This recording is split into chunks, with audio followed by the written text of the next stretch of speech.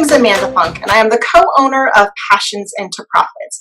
And you are here this evening because you have questions about sales and how to do them authentically, and basically how to simply sell without losing your mind, your shirt, or integrity. Now, before you join this seminar, you should have gotten an email in your inbox with a link to download a copy of the workbook. If you didn't only download it onto your computer, that's fine. Feel free to follow along. If you're a pen and paper person like I am, that's absolutely okay as well. We're going to jump right in. We're waiting on a couple people to join, but they can catch up on the recording, so let's get started. I'm going to go ahead and share my screen with you, and away we go. This is Passions into Profits. So my company, and I'm not going to go into a ton of information because you're not here to listen about me. You're here to listen about your business. And that's why we started. It's for those businesses that have a passion that they want to turn into a profitable company, and they want to figure out a way how to grow their passion into something that makes a difference for their families and community. So let's get started. The one thing I want to tell you with all the sales out there is it's possible. Now, it may feel like sales can be a daunting numbers game. And if you're in certain industries, they absolutely track how many phone calls you're making, how many prospects you're following up with, and how many contacts are you putting into the Salesforce management software. This course is not about that. This course is about how to authentically connect with your customers and to figure out how to close the deal in a way that serves both them and you without ever getting that icky sales feeling. So I want you to know that with support and with proper tools, that it is possible to turn these passions of yours into a profitable business. Now, if you have questions as we go along, simply just raise your hand or shoot me a quick message. Your messages will stay private between you and I, unless you would like me to share with the group. Or if there's something that you really want to keep between you and I, go ahead and email me at amanda@passionsintoprofits.help. So a little bit about me. That's enough about me because, again, this is about you. But you can revisit the slide about me and my history and what brought me to you today at a later date and time at your convenience. I won't bore you with all the details. So what are we going to discuss today? We're going to discuss the 4 core elements of sales. And that starts with understanding what sales, marketing, and prospecting are, understanding the sales cycle for your business, and understanding what drives the sales, and then how to track the success of your activities. And then at the very end, are you being of service? How to get the repeat sales that we need to keep businesses growing consistently. This is very, very informal. So again, I encourage you to ask any questions you have. I promise no question is a silly question. I have pretty much heard them all before. So, section 1. What are sales, marketing, and prospecting? Let's actually break that down because for some companies, they get lumped into one large conglomerate and it can get pretty confusing about where your business is in its process. So, marketing, prospecting, sales, and then bringing them all together. So we're operating off of a pretty old business concept called the sales funnel. And that is taking prospects and putting them into your aggregation system, so your content management system, your client management system. I don't care if that's a notebook saying I have to follow up with Sally Joe on Tuesday. It's taking people you know, putting them into some spot where you know to follow up with them, and then tracking the process of those follow-ups. So we're going to start with marketing. It is pushing content to pull a response. So that's your Facebook, your email, your networking, anything you are doing to get a response from your audience. Then prospecting is turning the awareness of your business from your marketing into interest. It is taking your, I have heard about them before, and turned it into, gee, I wonder if they can help me. And when you take steps to reach out and follow up with those you connected with, you're actually building additional interest, which is perfect. That's exactly what you want to do. And that prospecting, that follow-up, is what leads you into sales. And that's where the conversion piece takes place. That's where you go from a contact or connection that you have made into a customer or client, whatever terminology you prefer. And conducting business with them and keeping the follow-up in that process is going to keep your sales cycle flowing. Now, again, if you have any questions as we go, feel free to raise your hand. So, what does it look like to understand your sales cycle? Sales cycles can vary drastically between person to person and industry to industry. So this is a broader based screen, but I wanted to put it into perspective for you because I don't want you to get discouraged if you start taking some steps to do some marketing and prospecting and you don't get a result on day one. So let's be clear about how long this process can take so you're not discouraged and you're able to prospect effectively. So marketing, when you have launched your new business, a new product, or even introduced a new item or service, it can take 6 months to a year of consistent marketing and networking for locals to understand that you're there and that you are providing something that they may want. Prospecting, that can take 1 to 6 months or longer depending on how big your contract, how expensive the item is, or how complicated your sales process is once they've said, yes, I want to sign on the dotted line. So that can take 1 to 6 months. So think of it this way. Sometimes it takes longer to buy an airplane than it does to buy an ice cream cone. You're going to decide pretty quickly what type of flavors and toppings you want on your ice cream cone, but it may take longer to determine what features you want in your airplane. Then, after you've made those decisions and you as a sales support person or solution advocate, as I like to call them for my customers, that is when the actual sale comes in. That's when you are handing off the solution to their problems as a solution advocate. And that can take 30 to 90 days from prospecting. Again, depending on, are you selling a commodity? Are you selling a service? Is it a multiple item purchase? Is it a multiple month purchase? Is it a sequence purchase? So those are what determines how long the sale of an item actually takes place. Then there's delivery. That is when you hand off the product or service to your client. And that takes that again varies based on industry and how long it takes to actually hand the item off. So if you're selling consumer goods or gifts, if it's on your shelf, someone comes in the store, they take a look at your product, they go, that's what I want, you hand it to them, they leave. It's a pretty short sales cycle and delivery system. If you're an e-commerce based company, you may have to input some information and have your product shipped from the warehouse.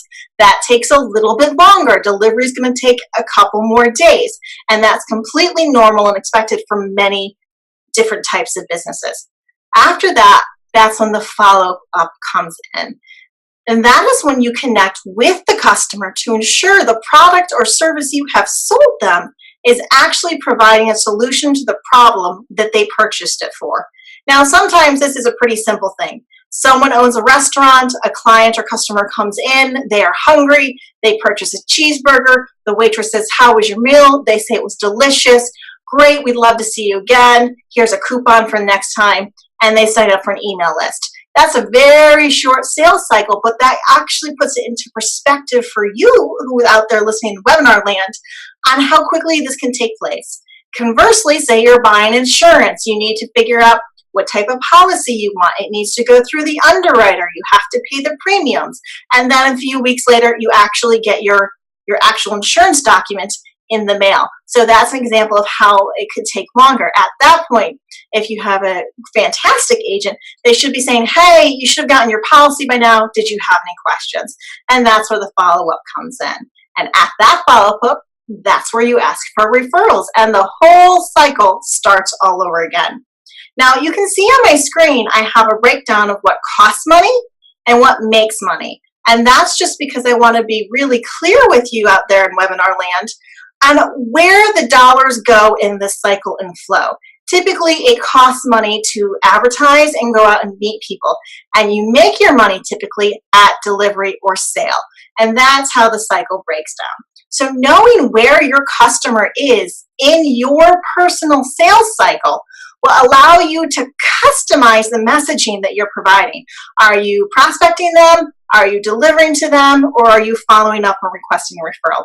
And that allows you to determine, are there weaknesses in your sales cycle? Is your follow-up game not as strong as it should be? Or is there an issue with your delivery system? And that will allow you to focus your attention on your cycle and what needs the most support. Now, if I go through this at all too fast, please raise a little hand, ask a question, and tell me to slow down. I am here for you, so I want to make sure you get all the information you're looking for tonight. So when we're looking at the workbook, if you filled out, we just covered the marketing time, prospecting time, sales time, delivery, and follow-up time. So that's the 6 to 12, 1 to 2, 30 to 90, and down at follow-up, the 30 to 6 months or more. Entirely up to you. So when we're talking about our clients, I want you to figure out who is your ideal client. Who is the person that you want to serve the most? Why did you go into business to sell a particular product or a particular service? And that will help you identify the client. And this is, we're kind of breaking down, if you know, we were on the back slide, we had our sales cycle. This is breaking down the prospecting to sales portion. So we're going to find the client. That's our marketing, prospecting, networking. We're going to then assess the need, and this is crucial. When it comes to sales, if you are not filling the need of the customer, you are filling the need of yourself. And I don't mean that to sound harsh. I just want you to be very clear on an authentic sale. You are truly, deeply looking to ensure you are providing the best product or service to ensure your customer has what they need at the end of the day. So that's where we assess the need. That's where we take a moment to determine what is their real problem. Are they hungry? Are they scared? Are they cold? Do they need a new car? Was someone born and they need a new gift box? What is happening that they need to purchase a product or service from you, and how are you best going to fill that need? Step 3, fill the need. That is where you actually deliver the product or service to make sure that client has what is going to make them happiest and serve them the best. Now, a client may want to come in and purchase a brand new shiny bicycle, but it's your job to determine, do they need a mountain bike or do they need a beach bike? Now, if you sell someone who's looking to go mountain biking a beach bike, did you sell them a bike? You did. Did you fill their need? No. What they needed was that mountain bike to go over the rough and rocky terrain. So that's where that assessment and solving the problems really comes into play when it comes to authentic sales and figuring out how to close the deal. Now, that may seem like common sense to you, but let's go a little bit deeper and unpack that further. So when you're looking at your ideal client, who do you want to write a check to you today? I want you to think about their demographics. What is their income, their age, their gender, their interests?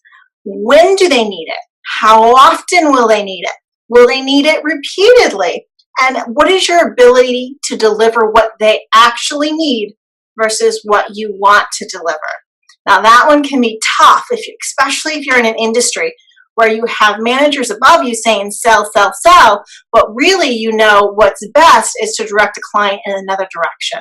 That one can be very hard, and we'll talk about how to handle that situation a little bit later on. So I'm going to give you a brief moment, if you have your workbook out, to fill that in: the income, the age, the gender, the interests, and the need, the solution you can offer, and the ability to deliver. So go ahead and take a brief moment to fill that out. And then shoot up some hands when you're all done.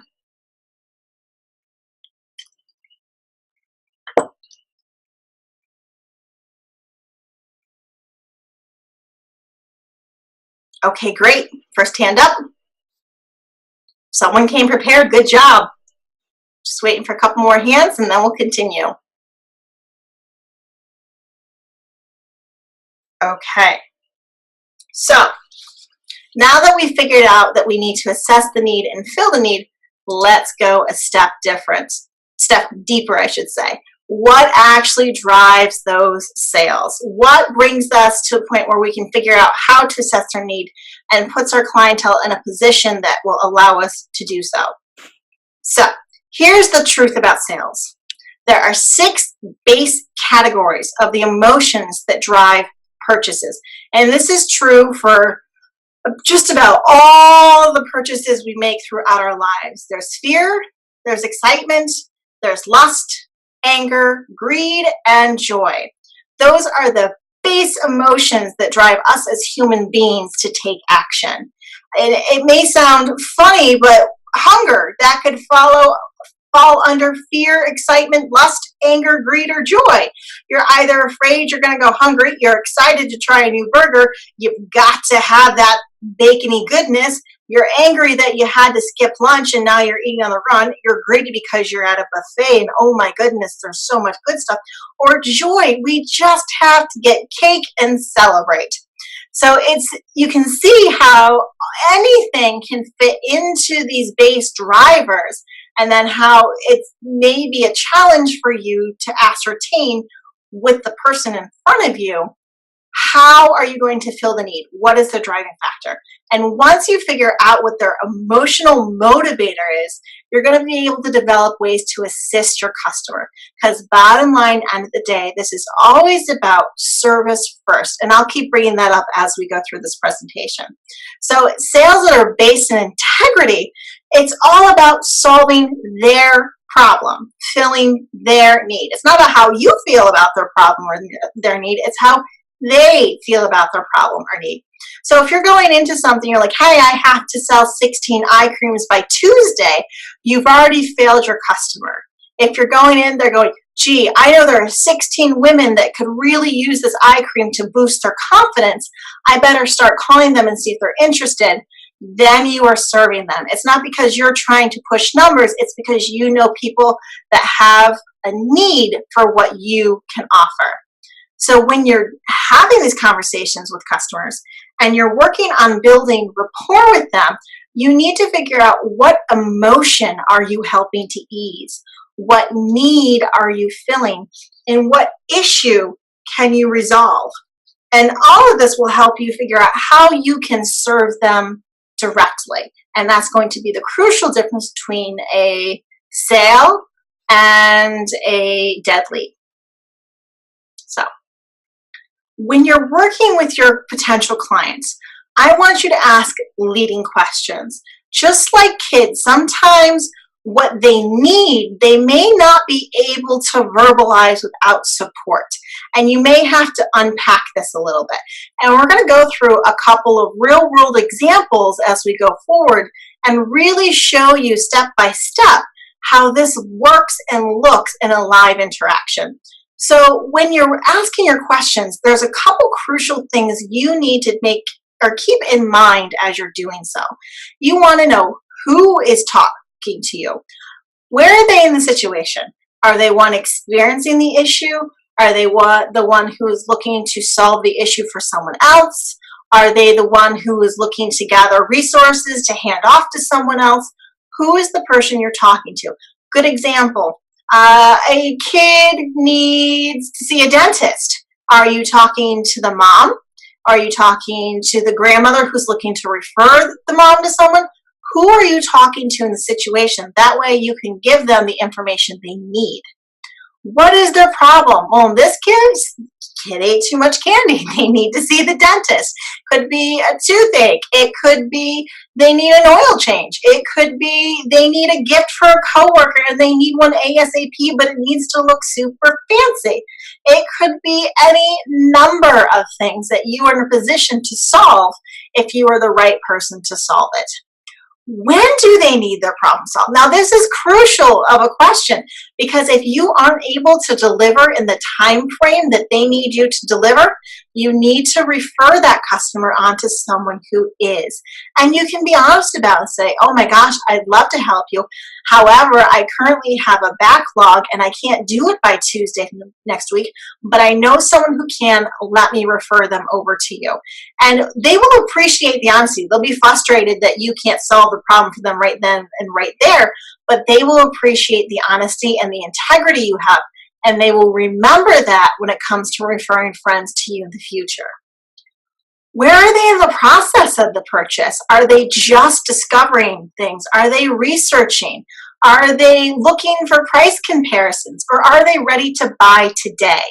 And that will help you determine how much information you're providing and what kind of language are you using. Are you solving an expedient need, or are you solving a down the road need, and you're developing a rapport between yourself and your customer that will allow them to pick up the phone and say, hey, I really need this, let's make it happen. And why should they choose you to help? This is a crucial question. We all hear about the why and the elevator pitch and the what makes you different from everybody else. While that is important, the primary thing is how can you be the one to best solve their problem? And if you're not the one to best solve their problem, I would recommend and encourage strongly that you refer them out, because at the end of the day, if you can't fully fulfill their need, it's not going to end well. Someone's going to walk away disappointed. And the whole goal of this process on how to sell authentically and with integrity without losing your mind or your shirt is to do so in a way that you can actually serve and help your customer at the end of the day. So how are you able to provide a valuable solution to them?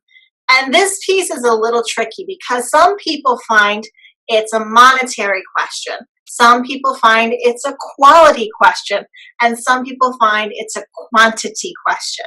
And when you're really diving into those conversations and you're asking those leading questions of your customers, they will give you that answer. Well, are you looking for the best, the fastest, or the most? And they will tell you exactly what they need, and then it's up to you to see if you can fill that need. Does everything make sense for everyone so far? I haven't seen any hands since the last little raise. Okay, we're going to keep going then. All right, so this is one of my favorite slides. This is called Ditch the Pitch. This is ditch the pitch and solve the problem.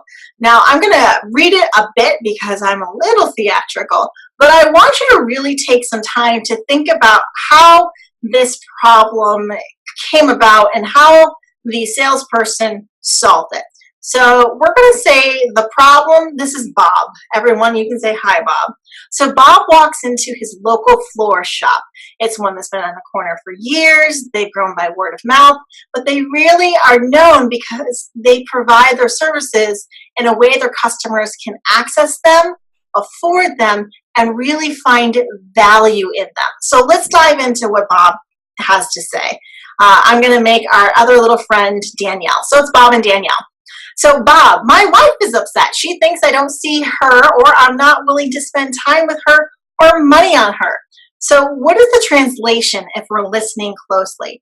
Wife does not feel valued, but she is. So Bob's in a scenario where he's trying to show his wife how much she does matter, and he needs the help of Danielle, our florist, to do so. So Danielle keeps listening to Bob. Bob says, she thinks I don't love her, but I do. I want to show her how much. I need flowers that will do that. Maybe 2 dozen roses. How much are roses? Translation. So remember, Danielle's been doing this for a while, so she knows how to listen to her customers. I feel like I need to make a grand gesture, but I'm on a budget. Please help. Now, I'm sure we've all had this customer in front of us at one point or another in our sales careers. And it's your experience and your dig deeper questions that are going to lead you to the best and most authentic solution for Bob, or your customer in this case. So Danielle says, 2 dozen roses typically runs around $75. But let me ask you this. What are your wife's favorite flowers? Translation, what is Danielle doing here? I can see that you're struggling and my experience tells me you need help. Bob, because someone's listening to him and engaging with him, gets very excited. Oh man, that is a lot. Well, she loves daisies and the smell of hydrangeas. It reminds her of Grandma's house. Translation, she would love to think of Grandma. Maybe I can afford daisies. I'm kind of nervous. So Danielle offers a solution to Bob. So she knows that Bob loves his wife. Bob wants to buy flowers, but based on what Bob said, the wife needs to feel like she has been seen or acknowledged. So Danielle says, I have an idea. Would your wife prefer 2 dozen roses with greenery, which would be about $75, or would she prefer a bouquet of daisies and hydrangeas? I can make a really nice arrangement for those around $45. Or you could go the classic route of the single stem rose for $9. So what Danielle has done here, she's offering 3 solutions to Bob. One that is really economically feasible, one that she knows is going to make Bob's wife the happiest, and then the one that he actually asked for, because at the end of the day, we have to believe our customers know what they want, even though 90% of the time they don't. So that would be the route I would go with. With Bob, in that case, he did. For Danielle to offer that middle of the ground road, he did pick the hydrangeas and he did pick the daisies, and his wife Alice was absolutely thrilled, and he was no longer in trouble, and Alice felt appreciated. So Danielle did exactly what needs to be done with your dig deeper questions and the ditching of the pitch. During that whole engagement, Bob didn't care how many years Danielle's been a florist. He didn't care how long she's been a member of the community. He didn't care how the tulips just showed up and they weren't perfect from shipping. That moment was about anything that Danielle had as a concern. That moment was about what Bob needed to do for Alice, and Danielle listened. That's why this slide, the key to Integrous and Simply Selling, is to listen. That's the best way to build your business, is to listen to what the customer tells you they need, and then use your experience to develop a sound solution for them. So maybe that is a single stem rose, maybe that is 2 dozen roses, but maybe it really is a mixture of her favorite flowers and the ones that remind her of Grandma. So that is where the sales process really comes together beautifully, and it comes in the questions, and it comes in taking the time to stop and listen for the answers. So to me, that is crucial.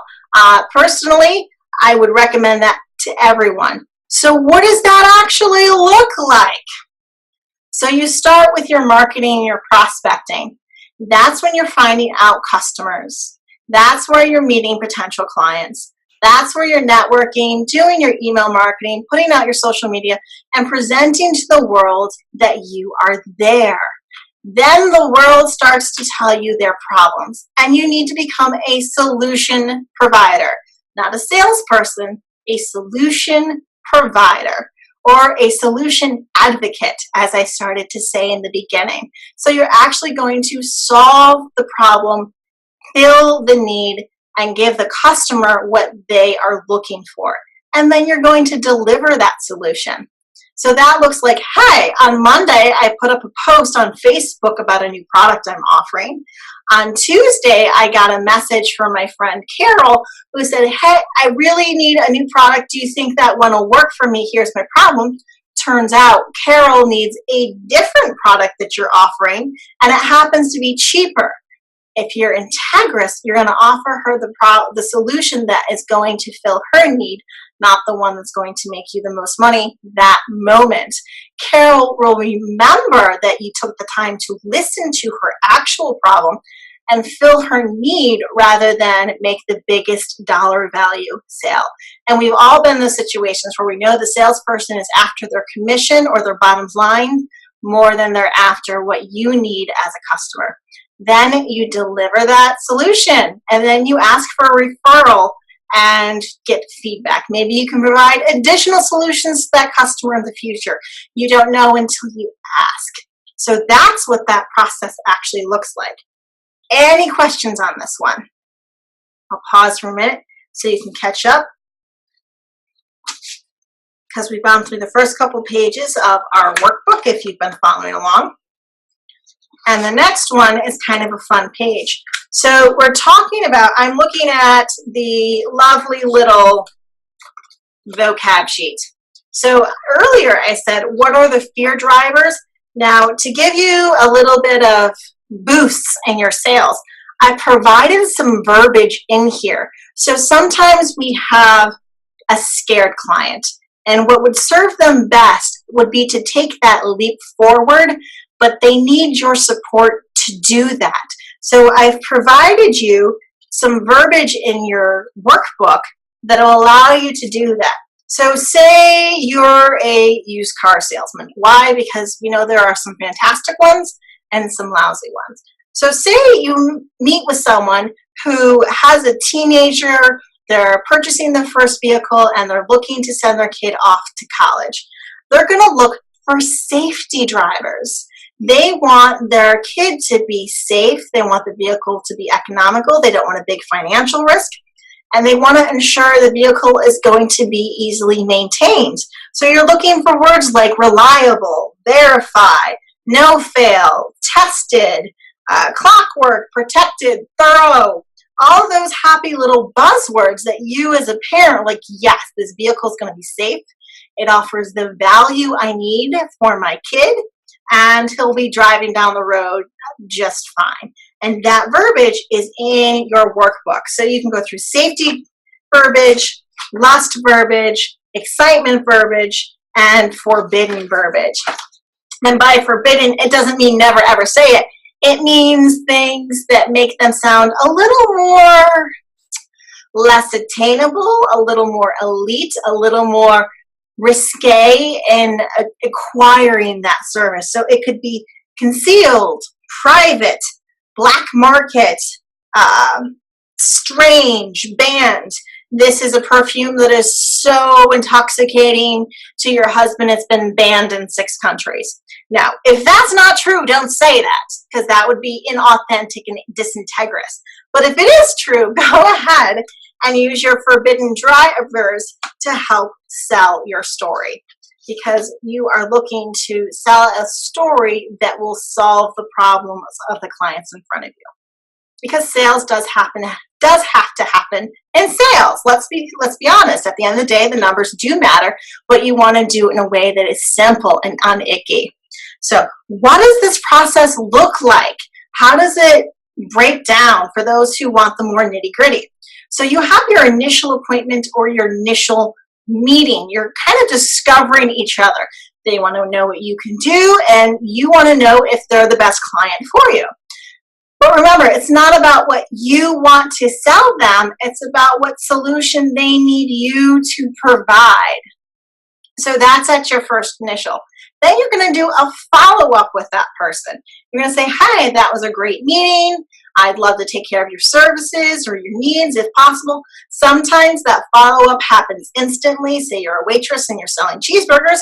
It's a pretty quick follow-up. What can I get you? Cheeseburger. That portion of the cycle's done. This step may require repeat action if you have someone that is unsure, they're working on a budget, or they need multiple authorizations, or they need multiple people to approve something. Jennifer, I saw your hand. I'll get back to you at the end of the slide. So this may require phone calls, or this may require prospecting a little more aggressively. And by aggressively, I mean you're reaching out to them at least 7 times.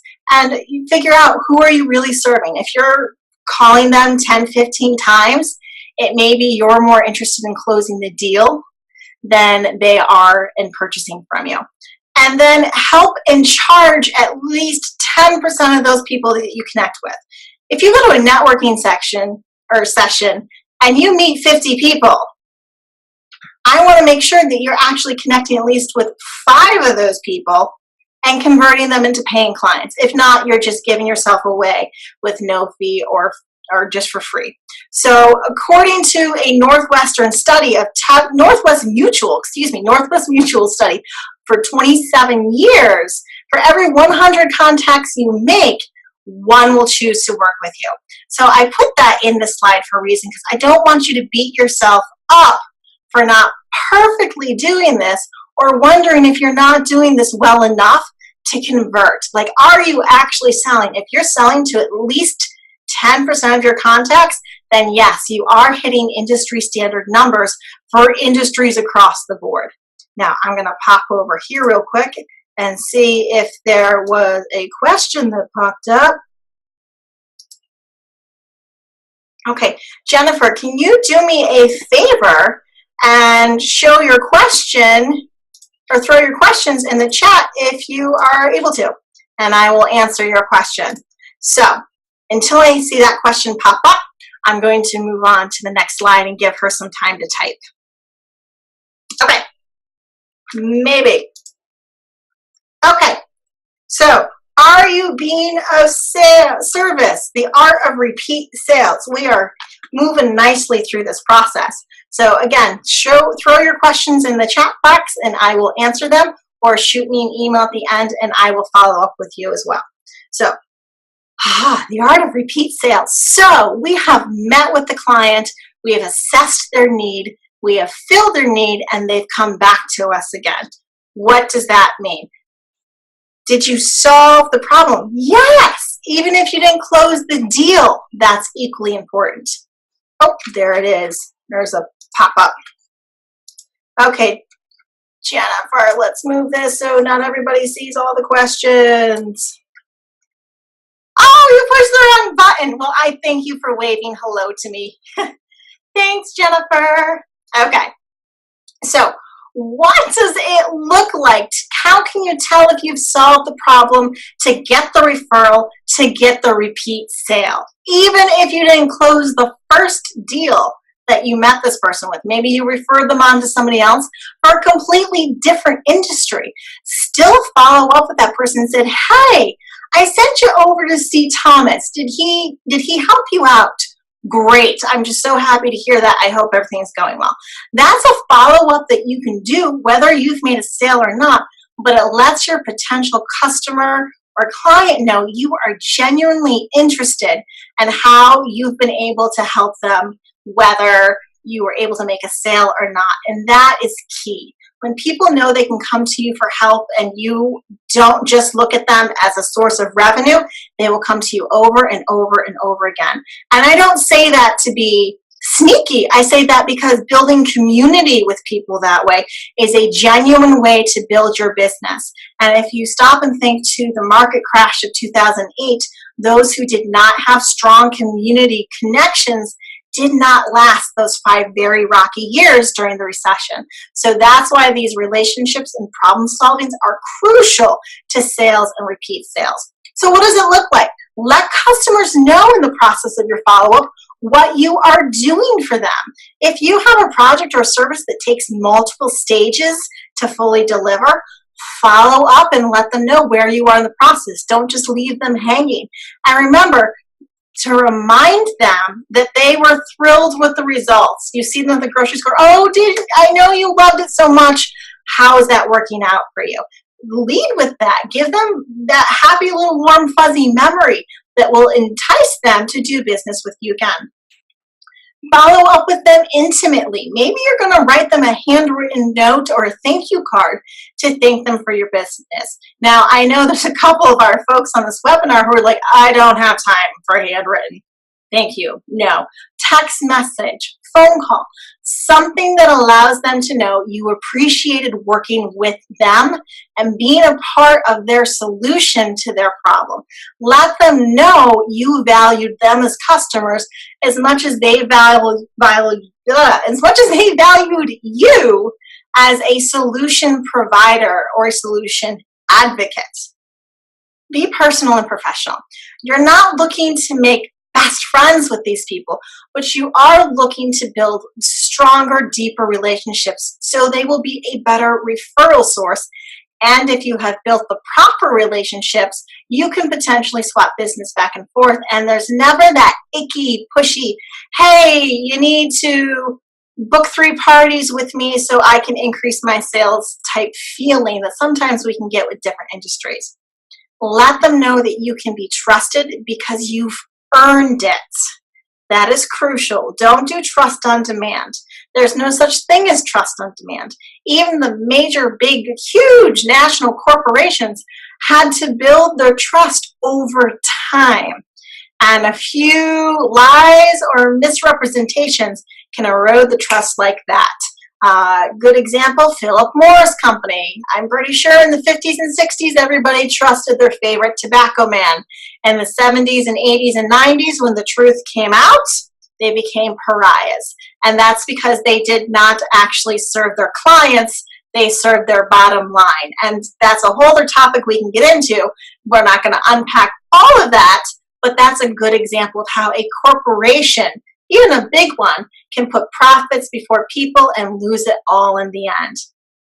If you have data, remember to use that to your advantage. So when you're building your relationships with your customers, you should be getting things like names, emails, phone numbers, birth dates, anniversaries, special occasions, and go ahead and put that in a database. That could be an Excel spreadsheet, a notebook, a calendar, a client management system like HubSpot, Constant Contact, or an Excel spreadsheet. I don't care how you want to aggregate that information, but whatever you do, put it together so you can follow up with them and remember to follow up with them on those key dates.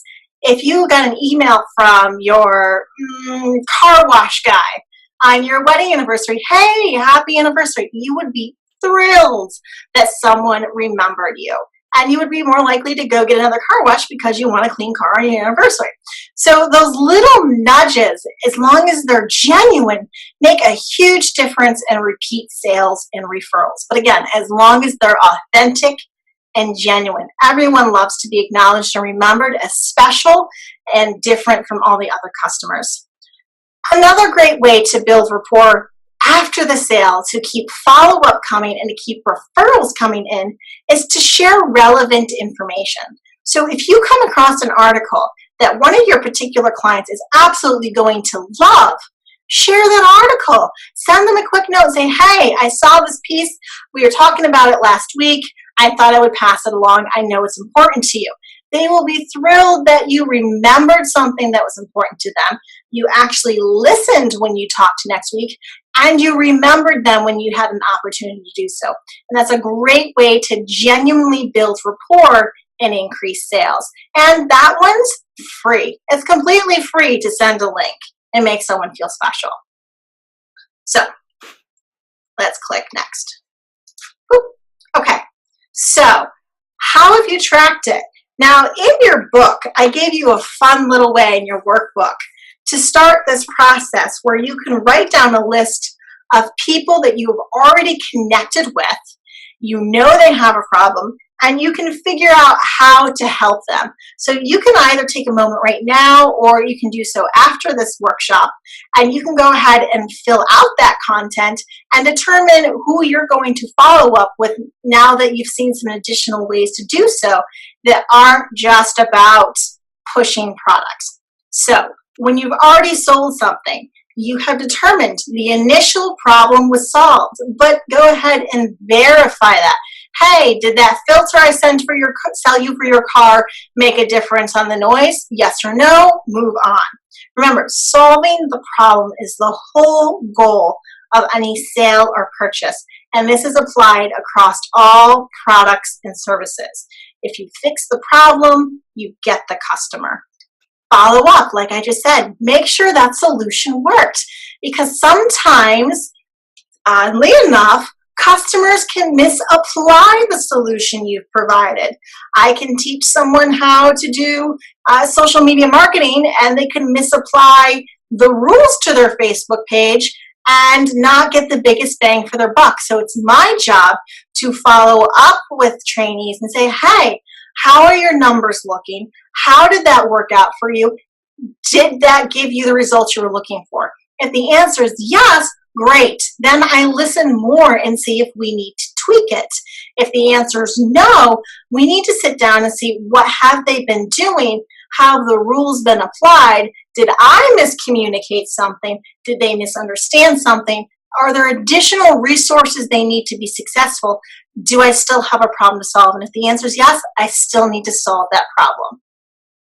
Then you need to retain at least 20% of the clients you already have. A 20% retention rate gives you a 60 to 70% future conversion rate. So if you have another product to sell or there's additional services you can provide, they're more likely to do business with you again because you've already earned their trust by proving the solution that you offer solved their problem. And that's where all of this comes into, is how did you solve their problem? And that could be as simple as selling, I don't know, cotton candy to someone on a day they're feeling sad. It doesn't have to be overly complicated, or it could be super complicated and you can figure out how to sell the biggest solution to Lockheed Martin for the most complex problem they possibly could ever create, and then they keep you forever because you're the problem solver. You become the go-to guy or gal. That's the whole point of solution-based sales.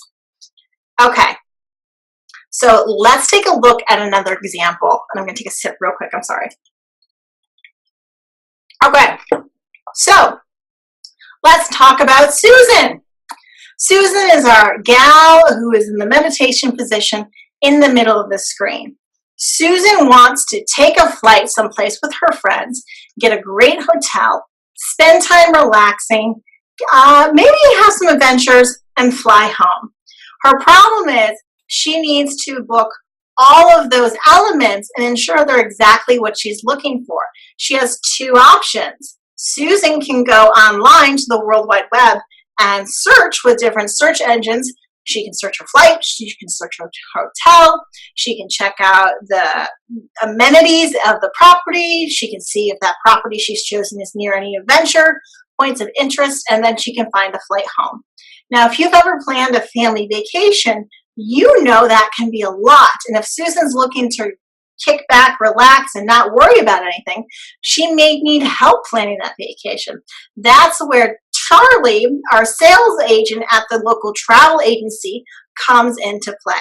Now, Susan met Charlie at a local networking event and remembered he was talking about a trip he recently prepared for a client and all the problems they were able to avoid because they took certain steps. And that was important. She heard there was a problem, she heard he provided a solution, and she heard the solution actually worked out. So she goes ahead and gives Charlie a call. Now, with that one phone call, Charlie is able to find her a budget-friendly flight. He books her into a 4-star hotel at a 3-star price. It happens to be right on the beach just before peak tourist season, so she can actually get space on the beach. And it's near a volcano, it's near a waterfall. She can go swimming with dolphins. She can go and make arts and crafts with the local artisans, and then she can have some great meals at the hotel where the flames go poof. And it's very exciting, and then she can fly home. Now, Charlie is going to get her business because he was able to present.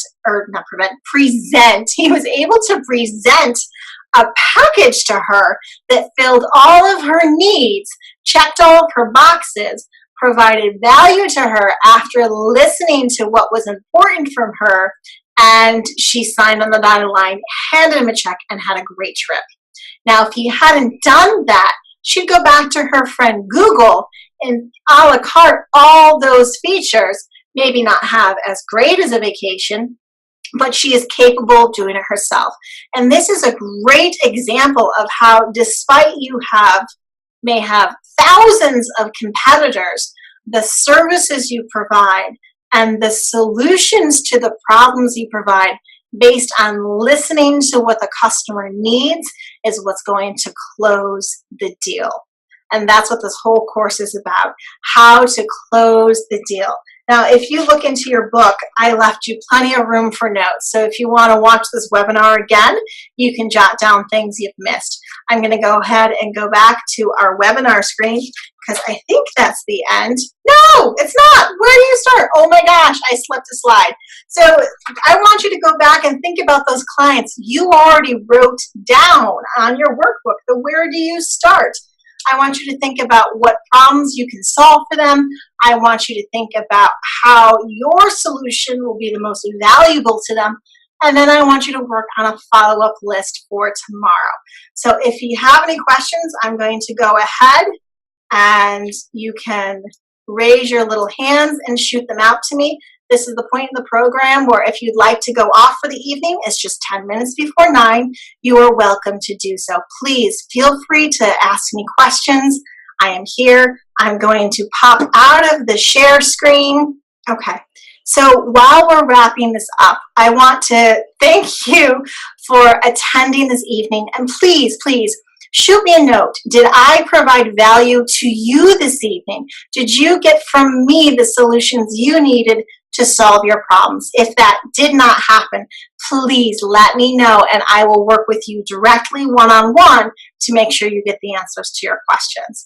So I'm going to let you go, but please, if you have anything that comes up, if you have a question about the workbook, shoot me an email. If you have a question about the content, give me a call. I am here to support you. I hope you have a lovely evening. Thank you so much for spending it with me, and I wish you the best of luck. And remember, when it comes to profits, with help, it's possible. Thanks.